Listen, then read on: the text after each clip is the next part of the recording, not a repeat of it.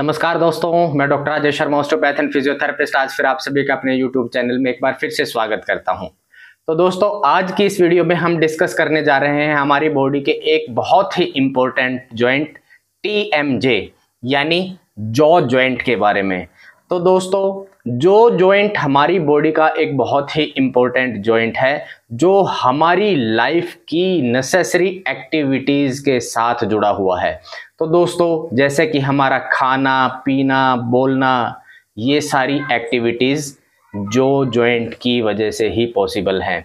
तो दोस्तों, जब हम कुछ खाते पीते हैं, हम बातचीत करते हैं, तो हमारी जो जॉइंट के अंदर मोबिलिटी प्रॉपर है, हमारे जो जॉइंट के अंदर, हमारे टेम्पोरोमैंडिबुलर जॉइंट के अंदर कोई डिसफंक्शन नहीं है, पेन नहीं है, तो ये सारी एक्टिविटी हमारी प्रॉपर रहती है। और जब हमारे TMJ यानी टेम्पोरोमैंडिबुलर जॉइंट के अंदर कोई पेन हो जाता है या इसकी रेंज ऑफ मोशन रिस्ट्रिक्ट हो जाती है, तो ये सारी एक्टिविटीज़ करना हमारे लिए बहुत ही मुश्किल हो जाता है। तो दोस्तों, हमारा टेम्पोरोमैंडिबुलर जॉइंट दो बोन से मिलके बना होता है। ऊपर होता है हमारा टेम्पोरल बोन का मैंडिबुलर फोसा और नीचे होता है हमारा मैंडिबल बोन का कोंडाइलर हेड।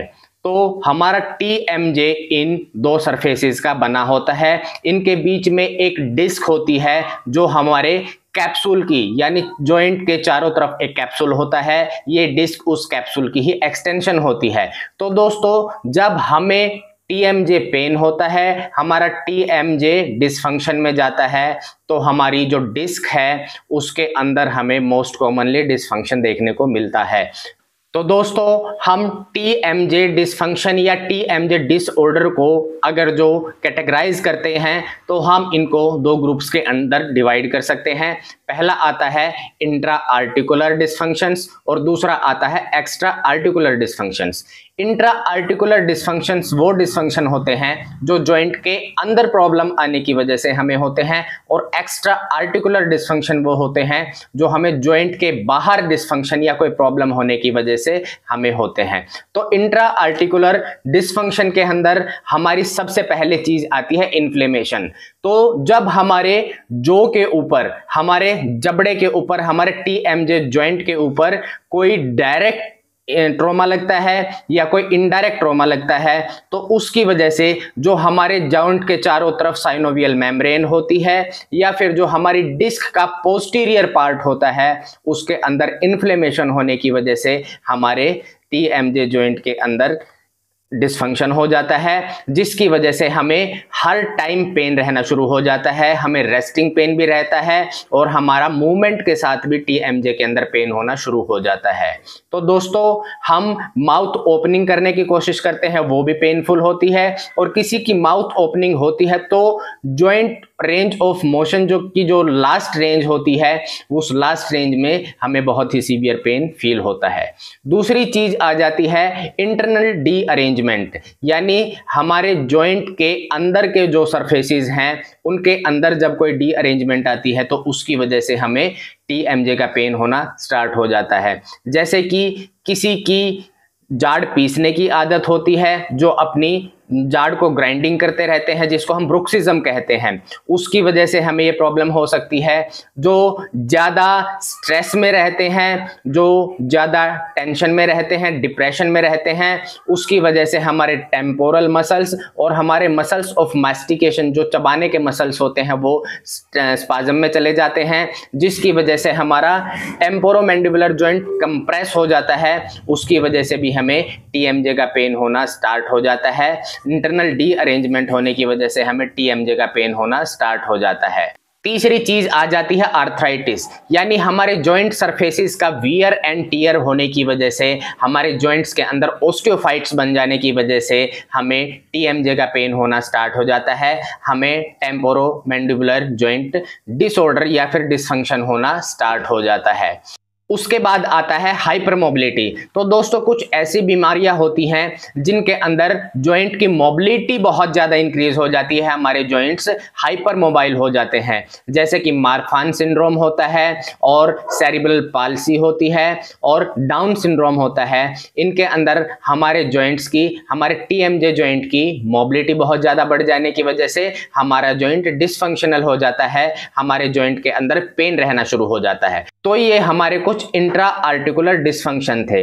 इसके बाद आ जाते हैं एक्स्ट्रा आर्टिकुलर डिसफंक्शन। तो एक्स्ट्रा आर्टिकुलर डिसफंक्शन में हमारे जॉइंट्स के जो आसपास के मसल्स और लिगामेंट्स हैं उनमें प्रॉब्लम होने की वजह से, वो मसल स्पाजम में जाने की वजह से हमारे टीएमजे जॉइंट के अंदर, हमारे टीएमजे के अंदर हमें पेन रहना स्टार्ट हो जाता है। तो दोस्तों जैसे कि हम बहुत ज़्यादा स्ट्रेस में रहते हैं या फिर हमारे टीएमजे जॉइंट के ऊपर कोई डायरेक्ट ट्रॉमा लगने की वजह से, या फिर हमें ब्रुक्सिज्म की वजह से, या फिर जो हर टाइम च्युइंगम चबाते रहते हैं, या फिर जो अपने जॉ की या अपने टीएमजे की बहुत ज़्यादा मूवमेंट करते रहते हैं, उसकी वजह से हमारे मसल्स, जैसे कि हमारे मसल्स ऑफ मैस्टिकेशन यानी जो हमारे चबाने वाले मसल्स हैं, और हमारे टेम्पोरल मसल्स जो हमारे जॉइंट को कंप्रेस करते हैं, जो हमारे टीएमजे जॉइंट को कंप्रेस करते हैं, ये सभी मसल्स स्पाजम में चले जाते हैं। दोस्तों एक हमारा बहुत ही इंपॉर्टेंट मसल होता है लैटरल टेरिगोइड मसल।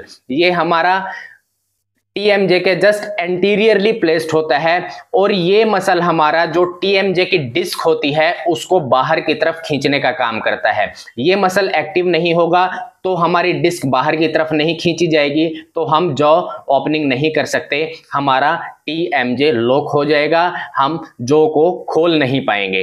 तो ये बहुत ही इंपॉर्टेंट मसल होता है और जो सबसे ज्यादा स्पाजम में जाने वाला, सबसे ज्यादा प्रॉब्लम क्रिएट करने वाला मसल होता है वो हमारा लैटरल टेरिगोइड मसल ही होता है। तो दोस्तों जब ये मसल स्पाजम में जाता है तो ये हमारी डिस्क को डिसफंक्शनल बना देता है, जो हमारे टीएमजे की डिस्क होती है उसको डिसफंक्शनल बना देता है, उसकी वजह से हमारा टीएमजे का पेन होना स्टार्ट हो जाता है। तो दोस्तों कई बार आपने देखा होगा कि जब हम मुंह खोलने की कोशिश करते हैं या जिसको टीएमजे का पेन होता है वो अपना मुंह खोलने की कोशिश करते हैं तो उनका टीएमजे के अंदर एक क्लिक की साउंड आती है।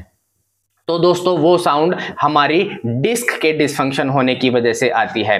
हमारी डिस्क ऑटो रिड्यूस भी हो सकती है और नॉन रिड्यूसिंग भी हो सकती है, यानी कि जब हम जो जॉइंट की मूवमेंट करते हैं, जिसको टीएमजे का पेन होता है, वो मुंह खोलने की कोशिश करते हैं तो उस रेंज के बीच में वो डिस्क अपने आप ही अपनी एक्चुअल पोजीशन पे रीपोजिशन हो जाती है, तो इसको हम रिड्यूस्ड डिस्क कहते हैं।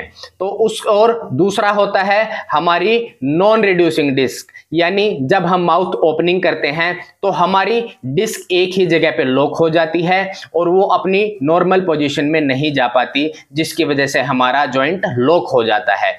ये मोस्ट कॉमनली जैसे कि डेंटल सर्जन जब कोई प्रोसीजर करते हैं तो वो पेशेंट का काफ़ी देर तक मुंह खुलवा के रखते हैं, तो उसकी वजह से हमें ये प्रॉब्लम भी देखने को मिलती है।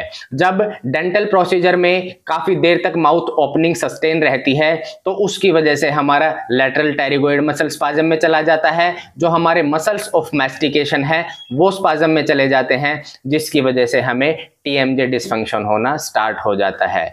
तो दोस्तों ये कुछ इंपॉर्टेंट रीजंस थे जो हमारे टेम्पोरोमैंडिबुलर जॉइंट के लिए रिस्पॉन्सिबल हैं। तो दोस्तों हम आने वाली वीडियो में आपके लिए कुछ ऐसी एक्सरसाइजेस बताने जा रहे हैं, हम कुछ ऐसी बेहतरीन एक्सरसाइजेस पे एक वीडियो बनाने जा रहे हैं जो आप रेगुलर निभा के करेंगे तो आपका टीएमजे का पेन बिल्कुल खत्म हो जाएगा और आपको कोई परेशानी नहीं होगी। तो सबसे पहले मैं आपको सिर्फ इतना ही कहना चाहूँगा कि टीएमजे डिसफंक्शन का डिप्रेशन और स्ट्रेस एक बहुत ही बड़ा रीज़न है।